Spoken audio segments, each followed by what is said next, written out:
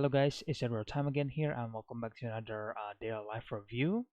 Again, we're continuing our seasonal DateALive review. Obviously, season 4 is going to be conclude tomorrow, so I thought that I want to review every single one of this season because I actually really like this anime. I'm not gonna lie.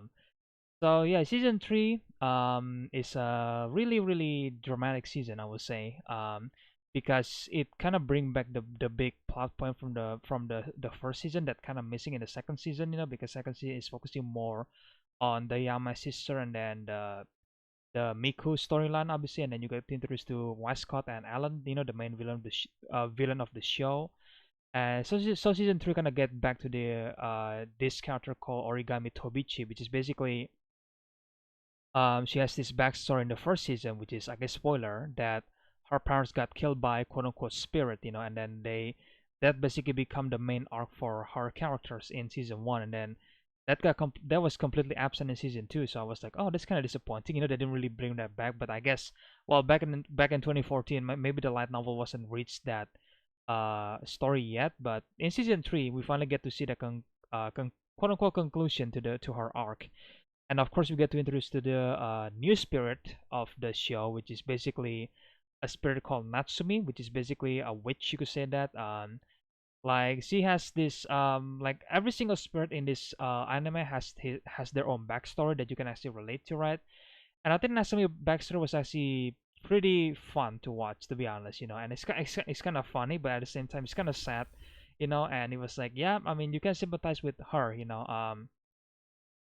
Like her backstory is definitely better, compared to the, I guess, the Yama sister. I like the Yama sister, spirit, but I don't know, their backstory is kind of like vague to me. It's just like they're fighting because they love each other, and then as like they basically got the split personality, and I was like, okay, and then Miko's storyline was great in season 2, and then I'm glad she's like the big part of season 2.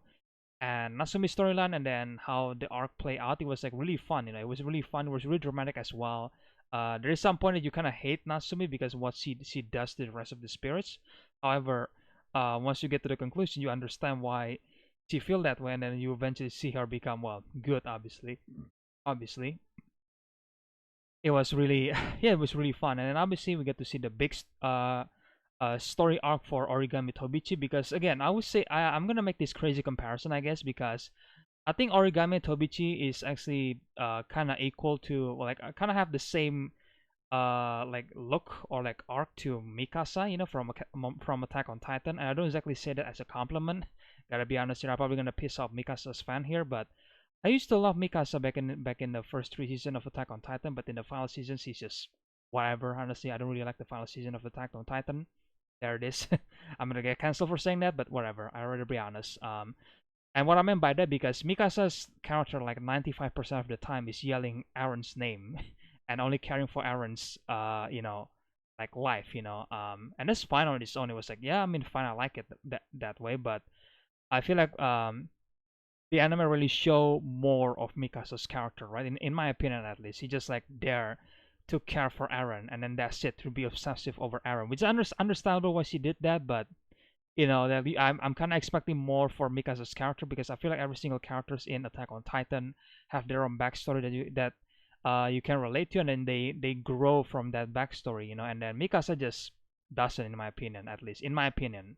And Origami is even though she kind of similar to Mikasa in a way, because she is there because she is obsessive over Shido Itsuka, which is the main guy, the main characters, and then she's overly obsessive of him, and then that's why I draw that comparison, between her and Mikasa, because, well, they're both obsessive of the main guy, but the difference is that she actually got a backstory, and then in this season they actually focus hard on her backstory and on her character development, and you basically see the reason why her parents get killed, and then you get to see this plot twist coming up in the anime, and then eventually you get to see another twist for her character as well, and then before eventually concluding in the end, where basically she accept what happened, and kind of move on from it.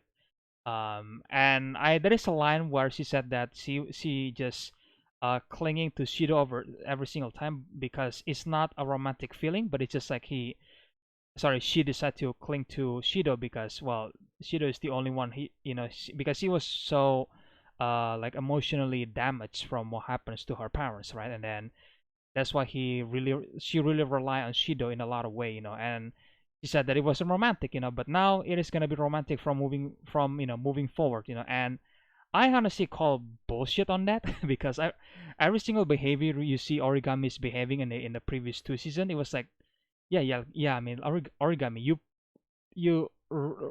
literally have a crush on Shido, like you really have a romantic feeling on Shido. Like what the behavior that she did to Shido, it was like, yeah, this is like an obsessive girlfriend type of behavior, kind of like Mikasa in a way, right? He was like obsessive towards Aaron, and that's why I was like, yeah, I mean, I call bullshit on that line where she said that, oh, like the previous behavior that I did, it was just me, mentally trying to rely on you, but but it's not romantic, It was just like I just want to rely on you emotionally, and then that's it, And then now it's romantic from moving forward, and I was like, doesn't feel that way, doesn't seem that way from Origami's behavior in the previous seasons, So I was like, yeah, I call bullshit on that, but either way, her story arc concluded pretty nicely, and I'm glad that she actually has again a backstory that actually became way more, and that she actually grow to like accept what happens, and then she becomes, even though in later seasons she still kind of act the same, which is kind of disappointing. But well, I mean, there's nothing more to her character, I guess,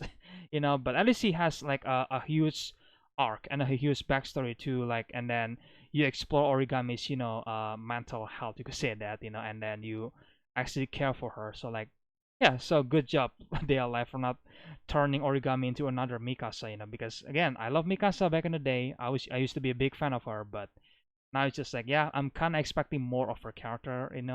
Mikasa got a like a tragic backstory, which is, yeah, I sympathize with her, but after that, she never really grow, in my opinion, from her backstory. In my opinion, again, I know Mikasa's fans is, if you guys listening to this, you guys gonna want to kill me or something like that, because I know how Mikasa's fanboy behave. But either way, that's why I praise their life, way of handling the Spirit's character. Like they actually has a backstory that you can actually care about. I mean, that they actually grow from that backstory, that they give more role to their backstory, and not just like, here's a backstory and then that's it, like every single backstory actually well crafted, except for the Yama sister. Like that's like probably the weakest one, to the weakest backstory for the spirits, so that's why I also really enjoy season 3. It's probably way more dramatic and way more serious from the beginning to end, because season 2 has a rough start, like I said in the previous review, and then the second half of that season was like just a pure ride, pure adrenaline ride, and then all that thanks to Miku, but now from beginning to end you get a story with Natsumi, which is also really dramatic, and then there's some point you actually kind of hate Natsumi because again what she did to the other spirits, and then the second half of season 3 basically dealing with Origami's Tobiichi backstory, and then there is a bunch of twists, running around there, and it was like, yeah, it was greatly handled. So yeah, I really like this. So highly recommend it, guys. Again, from season 3. Yeah, if you guys haven't watched DateALive, then well, give it a watch. I think you guys might like it. Yeah, and yes, there is some cringy moment. I admit that because again, it's a harem anime. The most cringiest one is in season 2, especially the first episode. I would argue that you can even skip the first season of season 2, and then you'll be good. But thankfully, season 3 doesn't exactly have many cringy moments, even though there is some decision that made by Shido Itsuka that doesn't really make any sense. I don't know why he did that. Even though the answer was really obvious. But well, he did anyway. So what can you do? Anyway, yeah, that's my review, guys. I really enjoyed this. If you guys, have you guys enjoyed that DateALive? If you guys are watching this, if you guys haven't watched DateALive, then well, please give it a watch. I think it's a really good anime in my opinion. It's a good anime. Maybe it's not a great anime, obviously, but it's a good enough anime that you can actually enjoy. Because it has plot, and the character actually has a backstory that you can actually care about, and then they have some development from that backstory. It wasn't just like, here's a backstory.